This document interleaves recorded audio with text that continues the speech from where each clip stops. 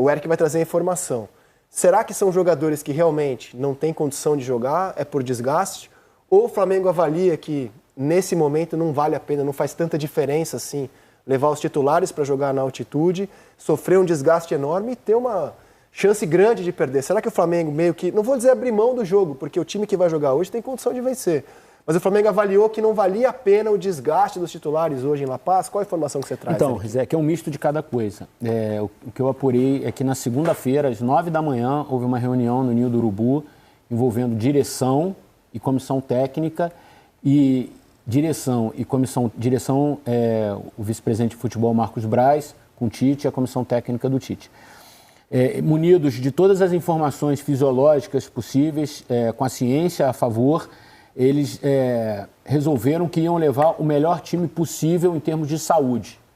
E essa avaliação de melhor time possível, ela teve algumas etapas. Jogadores lesionados, ok, você não precisa nem discutir, que são os casos do Léo Pereira, que estava com a virose, né? Do Cebolinha. O Alan tem um problema de saúde mesmo, genético, que jogar, né, nessa altitude não pode, compromete a saúde dele como homem, não é como atleta só não, como homem. Então, ok, tira o Alan dessa partida.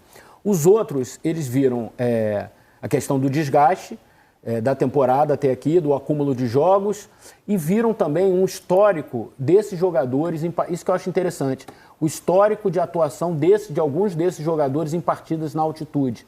E eles avaliaram que esses caras normalmente não têm um desempenho normal ou do nível do que eles têm quando jogam aqui no Brasil ou em cidades ao nível do mar, e que já estão com um pouquinho de desgaste. Então, não valeria a pena arriscar caras que poderiam jogar, se fosse um jogo ao nível do mar, todos estariam em campo. Mas, assim, ele já não tem bom desempenho. O histórico de 19 para cá mostra isso. Eu vou dar um exemplo do Arrascaeta. O Arrascaeta não tem boas atuações em jogos em altitude. Não tem. Desde 2019. Com a seleção uruguaia também. Com a seleção uruguaia também. Então, é uma questão dele, orgânica, enfim. Então, assim, isso tudo foi pensado. Agora, e aí eu fiz uma pergunta assim, mas vocês estão levando em conta a tabela? Porque, assim, se o Flamengo perde aquela conta que você fez a semana passada, né? É verdade. Se o Flamengo perde o jogo de hoje, a chance de ser primeiro lugar vai ficar pendurada no confronto entre Milionários e Bolívar. Claro, contando que o Flamengo vença os jogos. Ele não depende mais de suas próprias forças. Exatamente, ele vai precisar de um resultado em Bogotá de Milionários e Bolívar. Contando que o Palestino perca os jogos dele como vem acontecendo e que o Flamengo vença os jogos dele. E isso também foi levado em conta, segundo eu apurei. Então, assim, não é algo da cabeça só do Tite, não é algo só da cabeça da fisiologia, foi um acordo do clube. O clube entendeu que a logística para esse jogo deveria ser essa, assim, sem pôr nem tirar. É isso que aconteceu. Então, se tomar de 6-0, é o clube que é responsável. Se ganhar de 6-0, é o clube que é responsável. Não tem uma cabeça pensante nessa história. Cara, eu questionei o fato de você não ter se programado, o Flamengo, para ter contra o Palmeiras a sua força máxima no domingo. Achei questionável. Mas a decisão de hoje eu entendo perfeitamente. Digo mais, eu concordo com o Flamengo. Agora, se você mostrou os resultados das fases de grupos, né? Nenhuma das derrotas fez com que o clube perdesse a classificação ou até o primeiro lugar.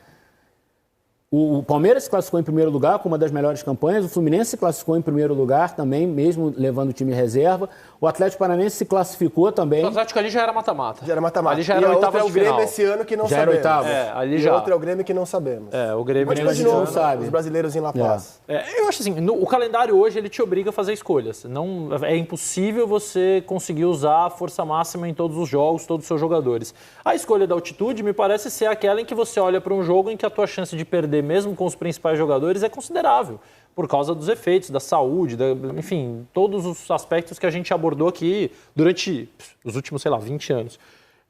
Muitos mais, né? Mas que a gente começa a discutir com mais profundidade. Então, é uma escolha natural que eu acho que os clubes brasileiros estão fazendo e vai ser tendência. Lógico que no mata-mata ninguém vai levar o time reserva. Claro que não. Claro. Porque aí vale perder de pouco. A não ser que você tenha uma informação científica de que o organismo daquele atleta vai destruir ele que é o caso do Alan, por exemplo. Exato. Porque, assim, sinceramente, não há nenhuma garantia. Meu organismo, assim, eu dou muito mal com altitude. Eu sofro do mal de altitude, alguns organismos sofrem, outros não. Não há nenhuma garantia que, por exemplo, o reserva do Arrascaeta jogue pior do que o craque uruguaio na altitude. A altitude subverte qualquer valor técnico para vários jogadores. E a gente está falando de, claro, o Flamengo tem os seus profissionais e a comissão do Tite, que chegou mais recentemente, é uma comissão que foi a La Paz 2 vezes com a seleção brasileira em eliminatórias, não sofreu gol, foi um 0-0 e ganhou de 4-0 depois. Então, assim, sabe o que vai enfrentar, tem experiência nesse tipo de coisa, já tinha ido com outros times de Libertadores, enfim, Corinthians. Eu acho que é uma decisão quase lógica. É um time muito modificado, assim, né? Agora, falando da parte tática e da parte técnica, Bem é diferente. um time... a defesa inteira é reserva, com exceção do Rossi. Deve jogar o Wesley, Léo Ortiz, Davi Luiz e o Vina. O Igor Jesus é o primeiro volante, que também é reserva. Então, assim, é um time muito modificado, assim. A nossa setorista, Letícia Marques, que daqui a pouco participa, disse que é uma possibilidade também de o Flamengo hoje atuar com 3 zagueiros, que ele treinou assim. Então essa é uma possibilidade, com a linha de 4, Wesley, Léo Ortiz, Davi Luiz, Vinha, o Gerson, Igor Jesus, De La Cruz, Vitor Hugo, Bruno Henrique e o Lohan.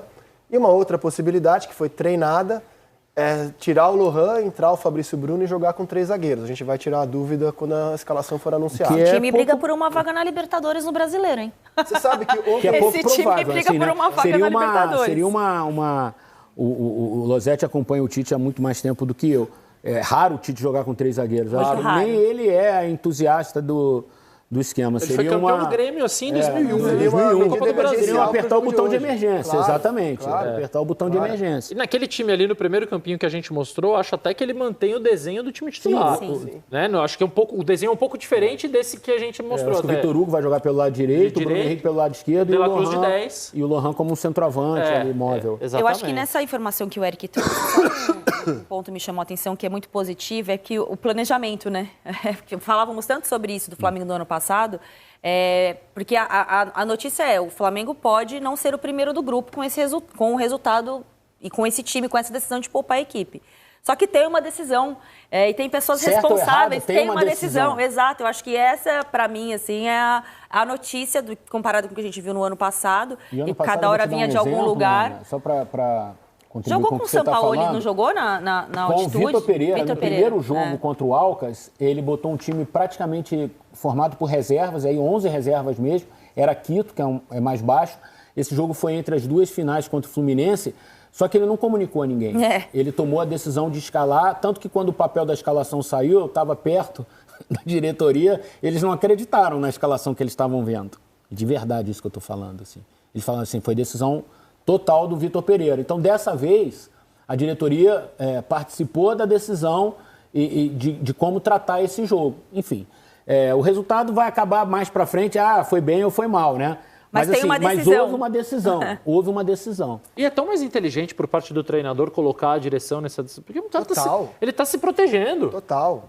Eu vou tomar a decisão, vou surpreender os meus chefes. Mas assim, é a cara do Vitor Pereira, né? Dono de uma grande Isso que eu fiquei empáfia, lembrando, né? isso que eu fiquei A lembrando cara agora. dele, né? Escalação Aqui é contra comigo. o Boca. Escalação contra o Boca. Olha, ontem, nas redes sociais, rubro-negros, mesmo diante desse time misto, eles estavam trazendo um comentário assim de que, olha como o Flamengo vive uma fase especial.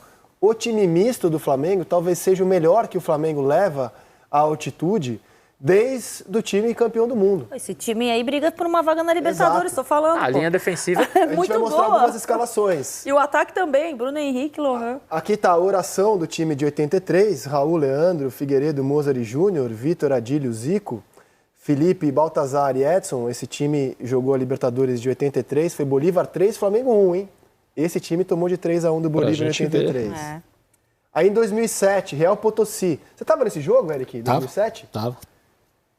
O Real Potosí 2, Flamengo 2. 4.090 metros acima do nível do mar. Esse jogo foi a primeira vez que um time brasileiro foi a Potosí, né? Nunca um time brasileiro tinha ido tão alto jogar futebol. O time que está escalado hoje é superior a esse, de 2007. Pode ser. Na minha visão, pelo menos, né? É que tem o Renato Abreu ali que não...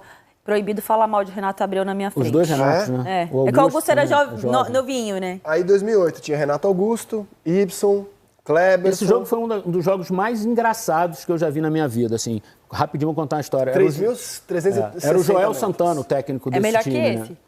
O de hoje? Melhor que esse. Melhor Mas que esse time estava jogando bem com o Joel. E aí, O primeiro tempo terminou 0x0. É o Souza Caveirão? Hã? É o Era o Souza Caveirão, é. Tava 0x0. Aí começa o segundo tempo, o Joel Santana começa a gritar à beira do campo, falando assim, ô Ibson, com aquele jeito do Joel, o Melzinho tá aqui na direita. Eu ouvindo Melzinho, meu Deus do céu, cara. Ô Toró, o Mel tá na direita. O Mel tá na direita. Cara, assim, pode pegar a estatística aí. Em 15 minutos, no segundo tempo, o Flamengo fez 2 gols atacando pelo lado direito. O Joel ficou enorme com o Mel, cara. Enorme. Ele falava, o Mel tá na direita, o Melzinho tá na direita. E aí o Flamengo fez 2 gols em 15 minutos, ganhou de 3x0. O terceiro gol foi do Juan de falta já no fim. E o Flamengo estava numa situação difícil naquela época na tabela. Tinha perdido o Nacional em Montevidéu, um jogo que o Toró bateu no Gandula, foi expulso, enfim. Então, assim, eu me lembro dessa história como se fosse hoje, assim. E cara, o jogo em Cusco é muito engraçado, assim. Quando você entra no vestiário do visitante, já tem uma guerra psicológica que na porta de entrada está assim, seja bem-vindo. Aqui você está a 3.000 e não sei quantos metros de altura. Tipo assim, o cara já olha e fala, tem altitude aqui. Eles já fazem uma frase bem... Esse time não era ruim, assim. Não, cara. Esse time era bom. Não, sim. Em 2012 agora, Real Potosí 2, Flamengo 1. Flamengo jogando a 4.090 metros era o Lucha, o técnico. Lucha. De novo, eu acho que o time... Desculpa falar isso do time que tem Renato Abreu, mas de novo... Esse tinha Ronaldinho também. Tinha Ronaldinho, mas é o time de hoje, cara... Mas esse time estava em guerra. O Ronaldinho e o Vanderlei não se bicavam. O Evo Morales foi à concentração... Ele era fã do Ronaldinho, ele queria tirar uma foto com o Ronaldinho. E o Lucha se meteu no meio da foto também, ficaram os 3, Lucha, Evo e Ronaldinho. Foi uma confusão, cara. Esse time estava confuso, cara. Tanto que na volta, o Lucha é demitido, no jogo da volta. E aí em 14, jogando contra o Bolívar, em La Paz, Flamengo perde de 1-0, tá aqui a escalação. Gol no começo. Aqui não teremos dúvida, né? O Samir escorrega na entrada da área, assim, aí toma o gol no começo do jogo. Os outros eu admito que eu tenho um pouco de dúvida. Aqui não dá, não. Só para ilustrar, como o mistão do Flamengo te deixa dúvida com o que antes era o time titular. E esse é o time de 19. O primeiro jogo daquela Libertadores. Exato, era o Abel ainda. Abel. Mas a atuação do Diego Alves foi, assim, decisiva para o Flamengo sair de lá de Oruro com essa vitória. Eu fui esse jogo também. O Diego agarrou demais e o Arrascaeta, comprovando, foi substituído no intervalo pelo Everton Ribeiro. É que nós estamos falando de um time que tem, vamos lá, um zagueiro que já jogou a Copa do Mundo. Outro zagueiro que é um dos melhores do futebol brasileiro há pelo menos 2 anos. Um lateral esquerdo de Copa do Mundo. Gerson, jogador do melhor Flamengo do século. Arrascaeta, perdão, De La Cruz. Bruno Henrique, outro destaque do Flamengo no século. E tem 4 moleques da base que vão correr, né? Como precisam correr. O Wesley, o Igor, o Vitor e o Lohan, se for confirmada essa escalação, são 4 moleques que vão deixar tudo em campo, né, cara? O Igor sentiu o jogo na Colômbia, ele não jogou bem. Ele foi mal, mas eu acho que aquilo é aprendizado. Porque ele sai no intervalo e entra o Alan e o time melhora um pouco. Aquilo é aprendizado, porque ele é muito bom jogador. Eu acho que ele tem uma compreensão assim, do jogo muito diferente. O César Sampaio vem tratando ele assim... Eles adoram o Igor Jesus. Assim. Agora não é hoje que a gente vai descobrir, né? Porque as condições... o peso de um estadual. Que pra gente jornalista, a gente fica aqui diminuindo, e eu diminuo mesmo. Mas torcedor e clube não diminuem uma taça, né? Nesse levantamento, vocês vão ver que a única vez em que aparece força máxima nos últimos jogos do Flamengo são as 2 finais contra o Nova Iguaçu. Cara, isso que eu ia falar. A sensação que dá é que o Flamengo ideal... A gente ainda não viu, né? Pra valer, né? Contra o Nova Iguaçu você viu, força máxima. Não. Tô falando nos campeonatos pra valer, né? Na semifinal contra o Fluminense jogou completo também. Não jogou, na semifinal contra o Fluminense... Não tá, né? Da final pra cá, né? Não, a gente pegou da final pra cá. Da final pra cá. O Fluminense teve nas semifinais. Não, a gente pegou o nosso recorte da final pra cá, né? Então, mas você preservar um jogador, né, como aconteceu aí em 3 partidas, principalmente com esse elenco que tem o Flamengo... O Jorge Jesus fez isso o ano todo. Isso, e as pessoas não perceberam, porque o time jogava tão bem, independentemente de 2 ou 3 mudanças... Tinha até uma conta que o time ideal eram menos de 10 jogos. O Arrascaeta tem um peso. Tem um peso, mas... Quando é o Arrascaeta, tem um peso. Pode ter um peso sendo qualquer jogador. Quando você tira do jogo, tem um peso. Claro. Até porque você não tem o Gabriel para pôr no lugar. O que eu quero dizer é que está cada vez mais comum os treinadores pararem com aquilo de poupar todo mundo os 11. Hoje é altitude, não entra nessa conta. Mas antigamente a gente via isso, né? Principalmente o Grêmio. Todo mundo. O Grêmio jogava com os 11 reservas. O Flamengo do Dorival jogava com 11 reservas. Eu acho que é muito saudável você fazer isso. Olha, eu não vou ter força máxima em nenhum dos 38 jogos do Campeonato Brasileiro. Porque num eu vou poupar um, no outro 2, depois um de novo, ali 3. E é para isso que você tem um elenco. Os brasileiros têm muito elenco. Tem uma questão importante, principalmente no Pedro. O Pedro hoje é um jogador que não tem um reserva, porque o Gabriel, que hoje brigaria com ele pela posição, está suspenso. O Carlinhos é um cara que chegou agora, não pode jogar a Copa do Brasil e não pode jogar a Libertadores. A Copa do Brasil ele já jogou pelo Nova Iguaçu e Libertadores ele não está inscrito. Ou seja, o Flamengo hoje tem um centroavante para jogar a Vera mesmo, a Libertadores e os principais jogos do Campeonato Brasileiro. Talvez por isso ele tenha ficado fora de um tempo do jogo contra o Palmeiras, que era o jogo mais esperado de todos, e hoje ele nem foi a La Paz.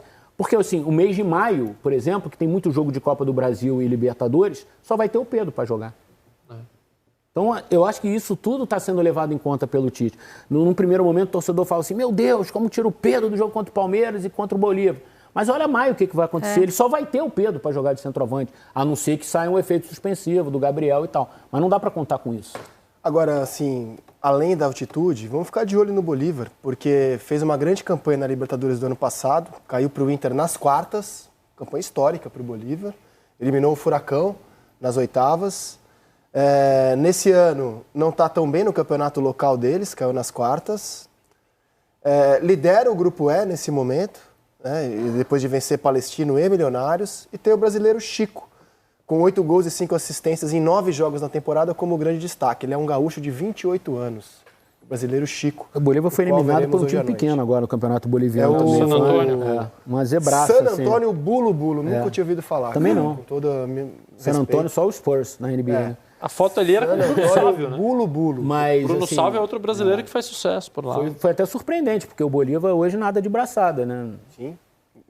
Um dos times do Grupo City no mundo. Com técnicos europeus várias vezes, né? Nem é o caso, mas já teve técnico espanhol. O Antônio Carlos também trabalhou Antônio lá. Carlos trabalhou lá. Inclusive foi a ponte para ele chegar à seleção. Cara, e se você poupa boliviana, o Pedro hoje, se tudo tivesse correndo dentro da normalidade, o Flamengo teria essa fera para escalar hoje em La Paz. Não sei se o organismo dele, como reage em La Paz. Ele fez gol em Oruro. Fez gol em Oruro? Ele não joga... Fez gol já em Quito, alguns gols em Quito. Ele não joga há 59 dias. Há 59 dias o Gabigol não joga. E hoje, cara, o GE publica uma matéria, assim, impressionantemente bem feita. Pelo menos para o meu gosto de leitor. Porque você tem acesso aos 9 votos. Ao conteúdo dos 9 votos, foi 5-4.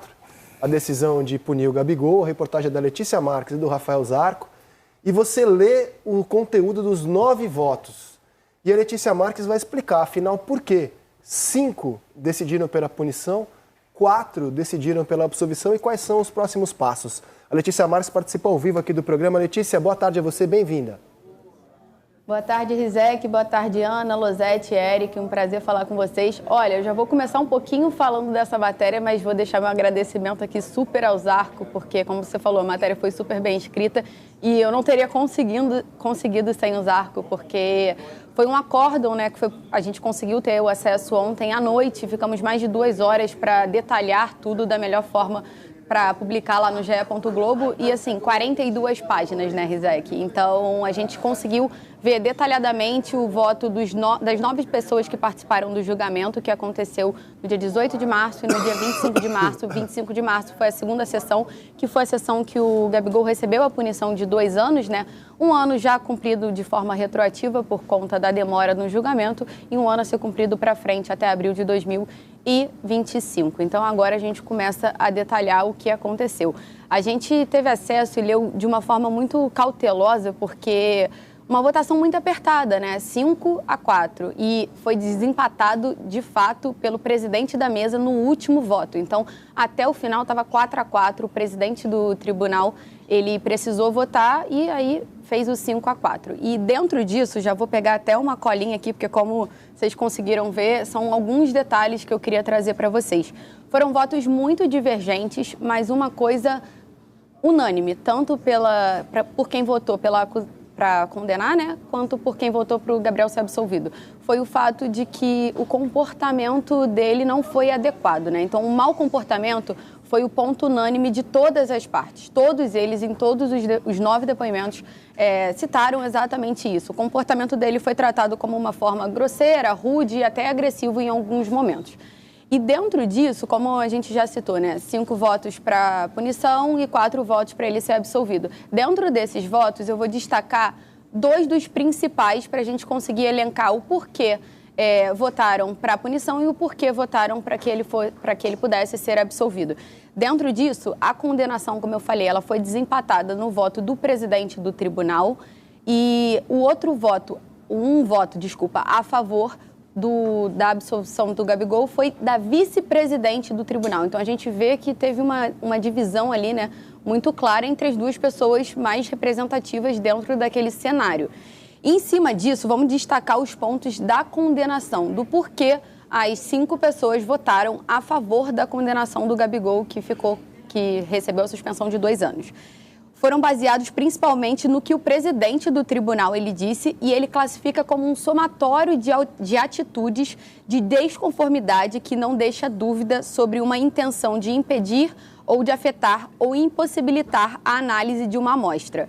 Essa foi, de fato, uma declaração. E aí, nisso, ele pontua que as atitudes isoladas, elas poderiam não, de fato, caracterizar uma fraude. Mas como elas aconteceram pelo mesmo jogador e no mesmo processo, elas se qualificam no artigo de tentativa de fraude do exame. E aí eu vou detalhar para vocês, né, porque eu acho que vocês devem estar se questionando quais são as atitudes que o presidente do tribunal expõe, né? Essas 4 atitudes que ele faz um somatório para entender que ele deveria ser punido.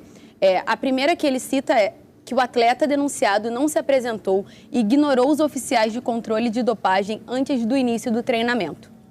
A segunda é que depois do treinamento no gramado, o Gabigol foi almoçar, demorou para se reapresentar à equipe de dopagem, tendo evitado a presença, né, a tal da escolta dos representantes. A terceira atitude, que o atleta teria dificultado a coleta de urina ao ficar de costas para o oficial na hora da coletagem. E a número 4, que o atleta, após ter coletado a urina, ele teria descumprido as orientações de controle ao deixar o vaso aberto.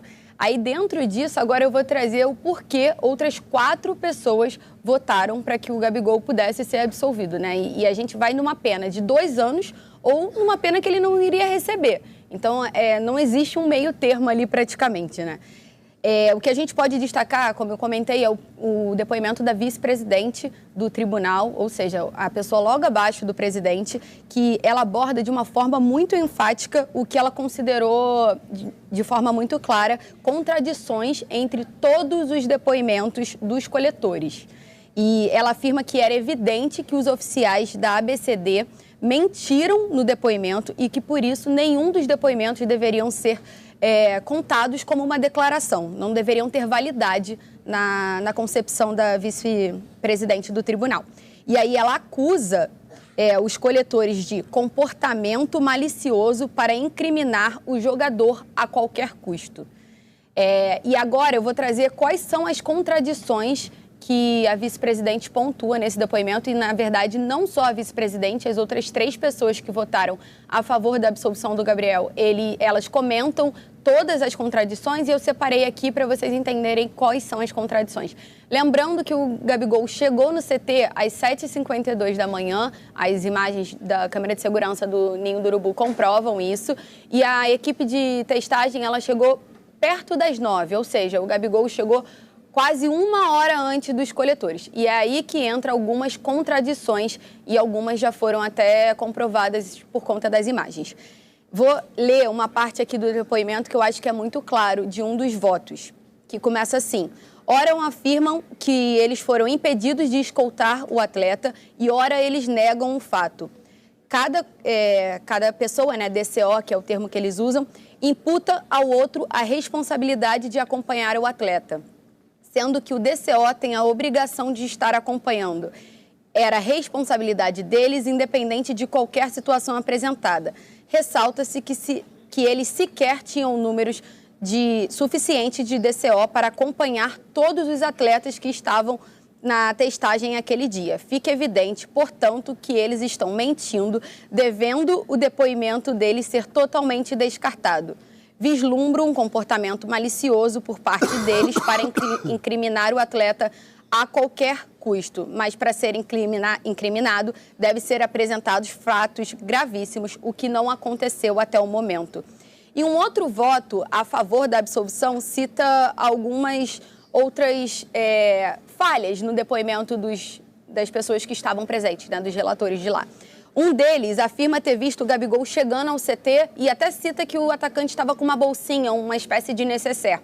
E esse depoimento foi desmentido pela imagem da câmera de segurança, porque, como a gente detalhou aqui, o Gabigol chegou 1 hora antes deles, ou seja, não dava para ter encontrado com ele entrando no CT, como disse um dos depoimentos. E o outro ponto um pouco confuso que eles tratam nesse depoimento foi a escolta do atleta, pois no formulário constava um nome e no depoimento do oficial, que era esse nome, ele disse que ele não participou da coletagem lá, não participou da escolta do Gabigol. Então, essa foi uma outra posição de um dos votos a favor, né, do Gabriel não ser punido em relação a isso. E, por fim, eu queria só ler mais um outro trecho que eu acho muito importante. Foi um dos últimos votos, que foi o voto que fez ficar 4-4 para que fosse até o presidente da mesa e ele fazer o voto de Minerva, vamos dizer assim. E vou destacar na íntegra, assim, a fala desse voto. A impressão que me foi passada nos relatos dos DCO é que o conflito de relacionamento pesou muito mais do que propriamente um desvio na coleta das amostras, como foi denunciado pela promotoria. Não vislumbrei recusa em se submeter ao exame, fuga ou fraude nesse procedimento. Fecha aspas. Bom, Rizek, eu acho que agora eu trouxe alguns dos detalhes para a gente ter algumas munições para a gente debater, né, um pouco disso, mas essa foi a matéria que a gente conseguiu detalhar um pouco. Tem muito mais coisas assim no depoimento, a gente tentou pegar os pontos principais para entender o porquê 5 pessoas votaram para uma punição e porquê 5 pessoas votaram para que nem punido ele fosse. Como eu falei no início, não existe um meio termo, né? Foram ou 2 anos ou nada, assim. E a gente agora vai acompanhar os próximos passos. A gente teve acesso a esse depoimento somente ontem à noite, mas eu acho que é importante a gente pontuar. Esse depoimento é do tribunal, que ele já foi suspenso. Agora, tudo o que vai acontecer no CAIS em relação ao efeito suspensivo ou no recurso para que não tenha mais a punição que aconteceu por conta desse depoimento é uma outra história. Serão novos depoimentos, serão novos documentos. Então, o que a gente tem acesso é de uma história que já aconteceu, Rizek. Letícia, lendo a excelente reportagem sua e do Zarco e tudo que já foi falado e publicado, eu formei o seguinte cenário do que eu acho que dá para afirmar, pelo menos na minha opinião. Ponto 1. O Gabigol teve um comportamento muito ruim, inaceitável para um atleta profissional. O que pode ter levado, inclusive, os coletores a terem agido... qual seria a palavra? Mais rigor. Oi? Com mais rigor. Com mais rigor, por terem punido ele além da conta, intransigência. Eu não achei a palavra que eu queria usar, mas deu para entender o conceito. Mas o comportamento do Gabigol foi muito ruim para mim, para um atleta de alto nível diante de uma testagem. E que já tinha passado por esse exame outras vezes. Não foi a primeira vez que a coleta de exame surpresa é feita em clubes de futebol. Sim. Esse é o ponto 1. Então, assim, o comportamento do Gabigol levou a tudo isso que ele está passando hoje, naquela manhã do Ninho do Urubu. Ponto 2, acho que dá para afirmar com total segurança, como relata a reportagem, que sim, ele chegou antes da equipe de testagem, mas que não procede a alegação que o Flamengo chegou a passar para alguns jornalistas de que se ele chegou antes, deveria acabar o treino, desde que ele estivesse escoltado o tempo todo por membros da coletagem, que inclusive é o que embasa o voto do presidente do tribunal, que é por causa disso, esse fator determinante, como não houve a escolta, que ele, e muito influenciado pelo comportamento do Gabigol, que ele deu o voto pela punição do Gabriel. Esses são os 2 pontos que eu acho que está claro, assim, para mim. E a legislação, ela não prevê uma punição por mau comportamento. Ela prevê a punição por tentativa de fraude de exame, que é onde o Gabriel está sendo julgado. E que é o voto o 5º voto. Porque, assim, como ele não permitiu a escolta... Exatamente. Porque, assim, e por que a legislação de dopagem ela tem que ser rigorosa nesse ponto? Porque senão qualquer atleta que se dopasse teria um comportamento hostil, tentativa de fraudar o exame e teria uma pena reduzida, ou uma pena mínima, ou seria absolvido. Então, assim, na verdade, o Gabriel se meteu numa confusão pelo mau comportamento dele. Exato. Porque ele fez exame de sangue, fez exame de urina, e está limpo nas 2 frentes, não tentou fraudar o exame, porque ele fez o exame, enfim... Então, assim, ele acabou sendo punido pelo comportamento dele, que não é previsto punição na legislação de dopagem. Então, quer dizer, agora o que vai ser decidido na Suíça alguém merece ser punido com uma punição tão pesada por não ter feito o exame da maneira mais educada, ou esse cara merece ser punido de forma educativa ou de forma rigorosa. E o efeito suspensivo é exatamente em cima disso. Por quê? Porque o que eu apurei. Porque como foi um julgamento polêmico aqui, 5-4, pode ser que no CAIS tenha um outro resultado e o Gabriel seja absolvido. Então, o efeito suspensivo é isso. Assim, por que a gente vai deixar um cara sem exercer a profissão se mais à frente ele vai ser absolvido? Então, deixa ele exercer a profissão, um novo julgamento vai acontecer e aí o destino do Gabriel vai ser traçado nesse novo julgamento do CAIS. Então, assim, o que eu apurei é que existem boas possibilidades dele ganhar esse efeito suspensivo exatamente por isso. Porque foi um julgamento polêmico aqui, vai haver um outro julgamento e nesse meio tempo não faz sentido punir alguém, que depois pode ser absolvido, né? Eu formei esses 2 pontos, mas não me sinto apto a opinar se ele deve ou não deve ser exato, punido. Não, essa coisa Sabemos por que ele tomou essa atitude no dia do doping? Sabemos? Não tem estava nada de mau humor no dia, eu acho. Marra, né? pura marra? Aí é o caso realmente que eu deixo para os especialistas, porque essa é uma questão muito Ô, Letícia, específica. o que aconteceu com o nosso amigo querido? Bad day. Bom, Ana, eu era justamente, até tinha mandado uma mensagem aqui para o Miguel para pontuar uma outra situação, assim, o que a gente consegue entender desse dia em específico, a gente ouviu que estava de mau humor. E ele até relata no depoimento dele, né, tem até em uma parte que ele comenta que ele sempre faz e tudo mais, essas coisas assim de tipo, sempre sou eu. E aí eu queria pontuar uma coisa, não é a primeira vez que ele tem uma questão em relação a doping. Acho que todo mundo vai lembrar que no ano passado, se eu não me engano, no jogo contra o Fortaleza no Maracanã, que é um jogo que ele tem uma lesão por conta do gramado, ele briga com o Marcos Braz. No vestiário, eles têm uma discussão, até uma discussão um pouco ríspida, porque primeiro o Gabriel começa a reclamar do gramado, porque ele tinha se machucado, e ele tinha se machucado especificamente por causa do gramado, foi substituído no intervalo, se eu não estou errada.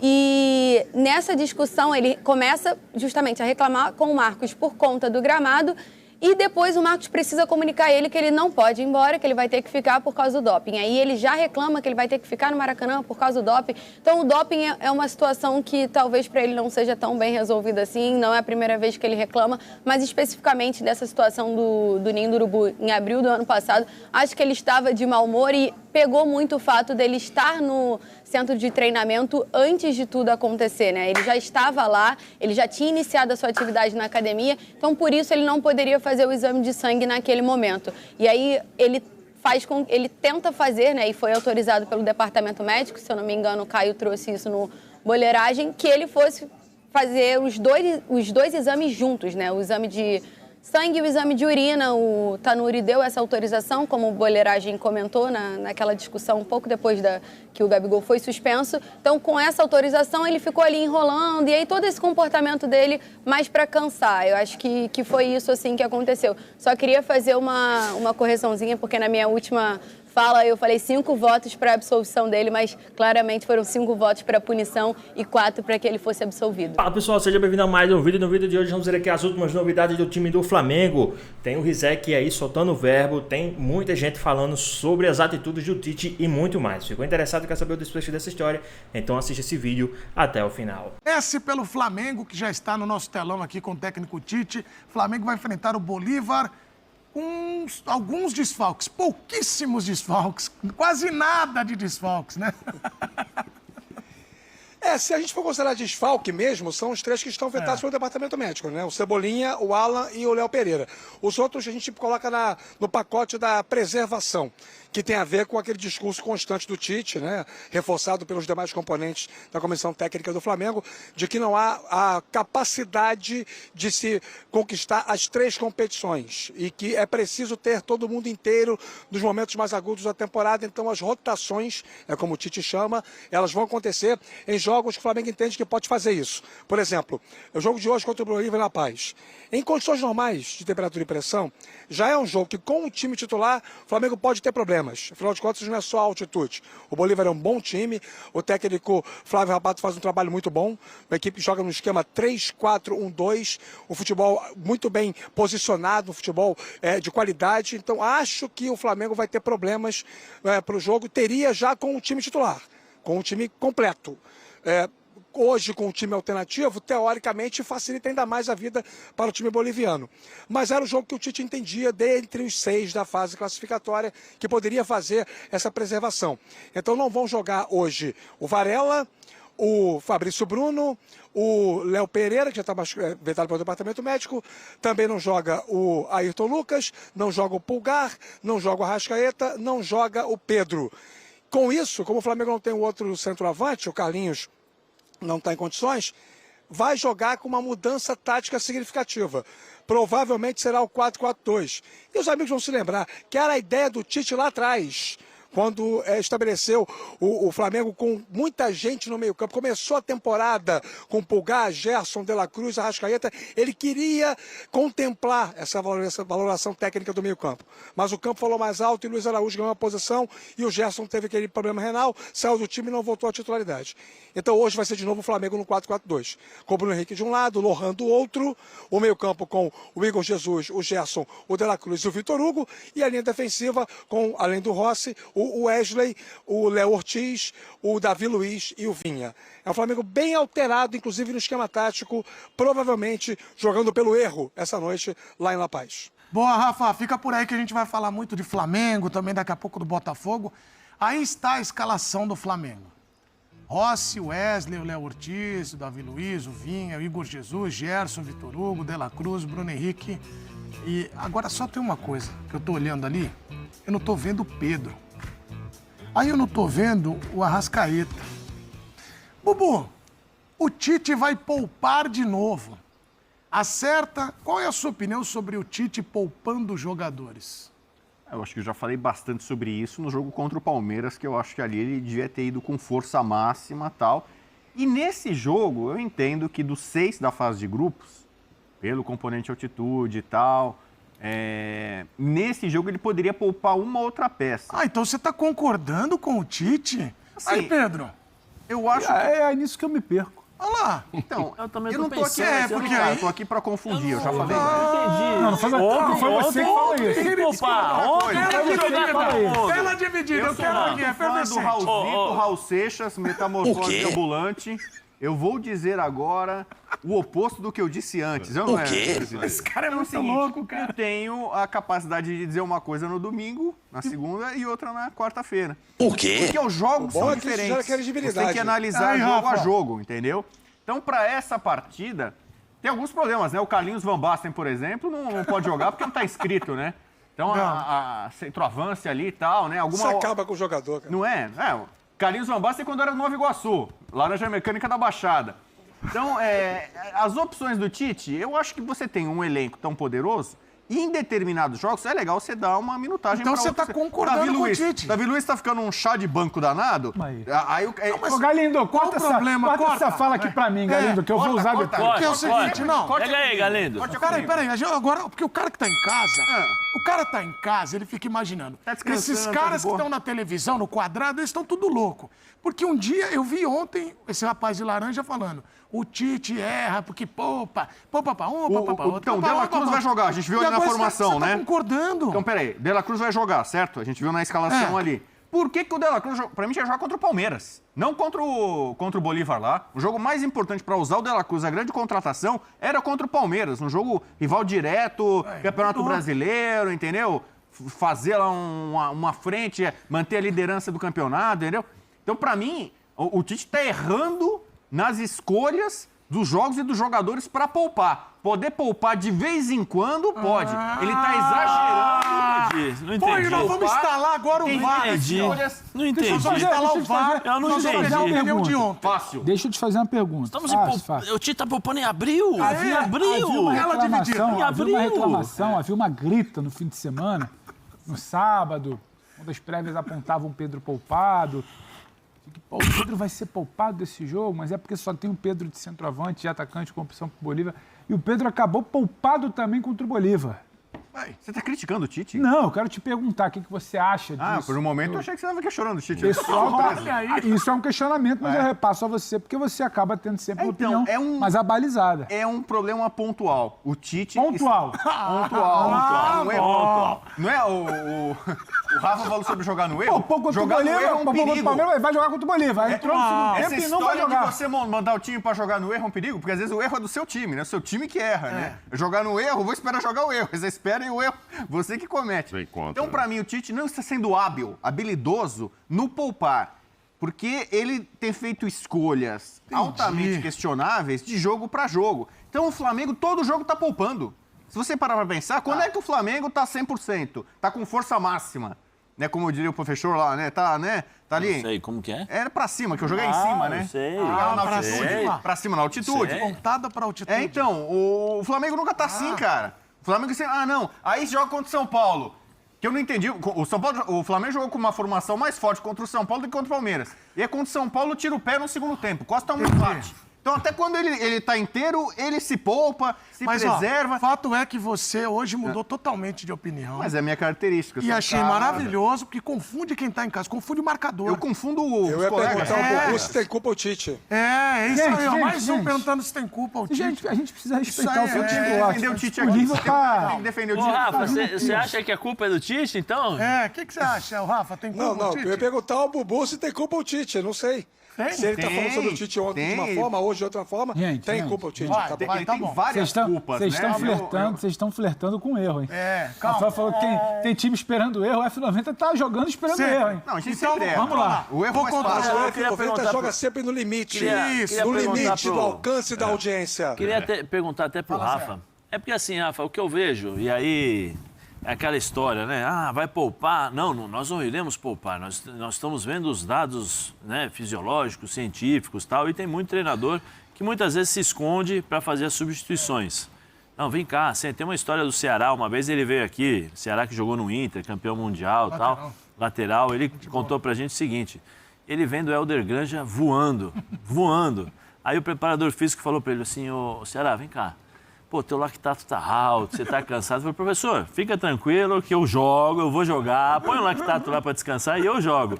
E ele jogou, né? Ele jogou várias coisas. Marcou muito bem o Ronaldinho. né? Você sabe que fazia dupla de ataque com o lactato, né, Bubu? Que eu acho que Lactato e logística. que eu acho que em determinados momentos, você realmente, de fato, você tem que retirar o jogador, uma sequência e tal. Mas o que eu queria perguntar pro Rafa, porque ele tá lá no Rio, tá próximo e tal. E aí a minha pergunta é, nós estamos em abril, esse gerenciamento de elenco que o Tite está fazendo, você não acha que é muito cedo? Porque assim, ele mexe nas peças, mas ele mexe também nos sistemas táticos. E nós vimos aí que, desde que começou o Campeonato Brasileiro, o Flamengo não é o mesmo Flamengo do Campeonato Carioca. O que você acha, Rafa?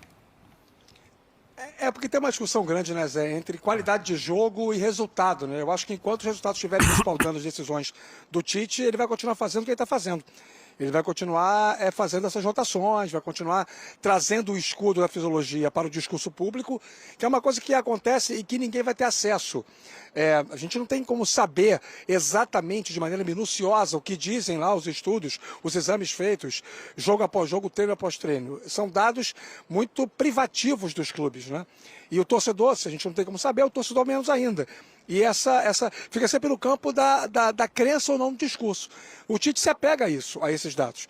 E vai continuar fazendo isso enquanto o resultado ajudar. A partir do momento que o resultado não ajudar mais, a pressão externa pode fazer em algum momento essa rota ser reconstruída, recalculada, né? O GPS mudar para uma outra direção. Mas como ele trouxe a público lá atrás o discurso, ganhou o Campeonato Carioca, trouxe o discurso de que não tem como ganhar as 3 competições e eu preciso conversar com a diretoria sobre isso, ele criou uma cama para poder deitar. Qualquer resultado que venha depois, que não venha de acordo com aquilo que o Flamengo planeja, ele vai dizer, eu disse lá atrás, eu avisei. Então, ao tomar as decisões de preservação, com essa base científica, ele está criando uma situação para depois dizer para todo mundo que ele já tinha mais ou menos imaginado que em algum momento as coisas não iriam acontecer de acordo com o que o Flamengo planejava. Agora, resultado acontecendo, como está acontecendo, o Tite vai ganhando pontos com a sua metodologia. Conceitualmente, jogador de futebol, você foi um jogador, sabe muito bem disso, jogador de alta performance, jogador de futebol, ele é preparado para jogar meio de semana e fim de semana, isso é conceito. Agora, dentro deste conceito existem oscilações e cada biologia reage de uma forma. O grande X da questão, que eu acho que a gente acaba debatendo muito em cima de eu sou a favor de poupar ou eu sou contra poupar. Eu acho que faz sentido, eu acho que não faz sentido. Como nós não temos os dados metrificados, planificados, esclarecidos, devidamente expostos para o torcedor, a gente vai sempre debater esse tema diante de conceitos próprios e como base a palavra do treinador. Agora, sem ter certeza absoluta se o que ele está falando está realmente respaldado por um estudo científico, eu não brigo com a ciência, ou se não está. Se o jogador não está em condições de jogo, se tem propensão de lesão, ele não pode jogar. Se ele está com risco de algum tipo de problema muscular, ele não pode jogar. Aí vocês vão falar, mas o Pedro fica 2 jogos fora. Sim, é esquisito, mas provavelmente o Flamengo tem uma explicação científica para isso. Enquanto esses dados respaldarem as decisões de comissão técnica, a gente vai debater em cima de gosto. Fala, Pedro. Não, a única coisa que eu discordo é interditar o debate. Porque se apresentou um argumento científico, que eu respeito muito, a gente não está aqui para brigar com a ciência. Claro que não. O debate, ele está posto e ele tem que existir. Ninguém está falando que a decisão de poupar jogador XYZ hoje com base na ciência, com base nos relatórios, com base do que o corpo está dizendo, o Departamento de Fisiologia, está errado. Ninguém está dizendo isso. O que eu questiono é, a partir do momento que o Tite deu uma entrevista dizendo é impossível, é inviável brigar pelos 3 títulos, eu quero entender o que é importante para o Flamengo. A estreia contra o Atlético Goianiense, ela é mais importante que o jogo contra o São Paulo? O jogo contra o São Paulo é mais importante do que o jogo contra o Palmeiras? O jogo contra o segundo tempo contra o Palmeiras, que abriu-se uma brecha e se colocou o Pedro, que muito provavelmente acabou limitando a possibilidade de usá-lo hoje, ele é mais importante que o jogo na altitude contra o Bolívar? Esse debate, ele pode e deve existir. Claro, porque senão se senta todo mundo aqui e se cala. Olha, o Rodrigo Bueno não joga porque o lactato dele está alto. Acabou. Não, mas tudo bem. Mas por que o Rodrigo não joga esse? Qual é a prioridade de momento? Por que a escolha foi essa? Qual foi o desenho de prioridade para o De La Cruz? Havia um acompanhamento, o De La Cruz ficou fadigado na sexta, antivéspera do jogo contra o Palmeiras. Eu acho que esse debate ele pode existir. Senão a gente acaba engolindo muito argumento e não debatendo. Só uma coisa. E não vou colocar o jogo contra o Bolívar nesse pacote. Um segundo só, Rafa. Um acesso. Um segundo só, Rafa. Eu não vou colocar o jogo contra o Bolívar nesse pacote, porque o jogo contra o Bolívar, ele é muito específico.